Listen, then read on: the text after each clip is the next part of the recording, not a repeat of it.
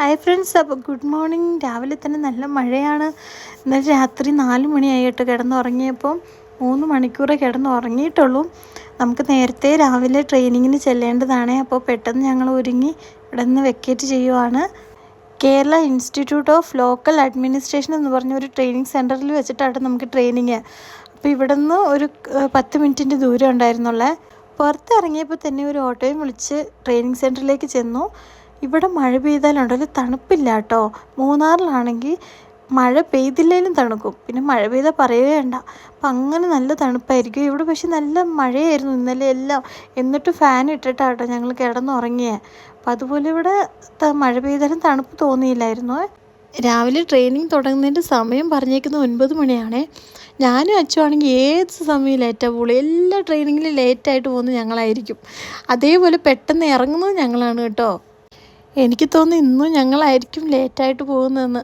നോക്കാമേ ഇന്ന് എത്ര നേരത്തെ ഞങ്ങൾ ചെന്നേക്കുന്നതെന്നുള്ളത് നോക്കാം കേട്ടോ. ശരിക്കും നമ്മളിപ്പോൾ കണ്ട ബോർഡില്ലേ, അവിടെയാണ് കേട്ടോ ബസ് സ്റ്റോപ്പ്. അപ്പോൾ അവിടെ ഇറങ്ങി നമ്മൾ അകത്തേക്ക് ഓട്ടോയ്ക്ക് പോകണം. പക്ഷെ ഞങ്ങൾ അവിടെ നിന്ന് തന്നെ ഓട്ടോയ്ക്ക് വന്നുകൊണ്ട് അകത്തേക്ക് വന്ന് ഇറങ്ങി കേട്ടോ. ഇതാണ് കേട്ടോ കില ട്രെയിനിങ് സെൻറ്റർ. അപ്പോൾ ഇത് ഗവൺമെൻറ്റിൻ്റെ ഒരു ട്രെയിനിങ് സെൻറ്ററാണ്. ഇവിടെ ഏത് സമയവും എപ്പോഴും ഇവിടെ എന്തെങ്കിലുമൊക്കെ ട്രെയിനിങ് നടക്കുകയെ. ഇവിടെ ഒരു സെൻറ്റർ മാത്രമല്ല, ഇതിനകത്ത് തന്നെ കുറേ ട്രെയിനിങ് സെൻറ്റേഴ്സ് ഉണ്ട്. കേരളത്തിലെ മിക്ക സർക്കാർ സ്ഥാപനങ്ങളുടെ ട്രെയിനിങ്ങുകളൊക്കെ ഇവിടെ ആട്ടോ നടക്കണേ. ഏകദേശം ടൈം ഇപ്പം തന്നെ ലേറ്റായേ. അപ്പം ഞാൻ വേറൊരു വീഡിയോയിൽ നാളെയോ അല്ലെങ്കിൽ വൈകുന്നേരമോ നിങ്ങൾക്ക് ഫുള്ളായിട്ട് വീഡിയോ എടുത്ത് കാണിക്കാമേ. ഇവിടുത്തെ ട്രെയിനിങ് സെൻറ്ററിൽ 3 നേരത്തെ ഫുഡും അക്കോമഡേഷനും ഇവർ തന്നെ പ്രൊവൈഡ് ചെയ്യുവാണേ.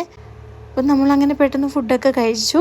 എന്നിട്ട് ലഗേജും കൊണ്ട് റൂമിൽ വെച്ചു. ഇവിടെ താഴെ വന്ന് രജിസ്റ്റർ ചെയ്യണമായിരുന്നേ.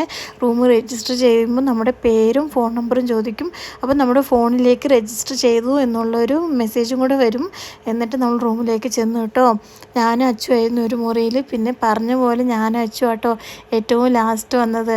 അപ്പോൾ ബാക്കി വിശേഷങ്ങളുമായിട്ട് കാണാമേ. Tata, bye by.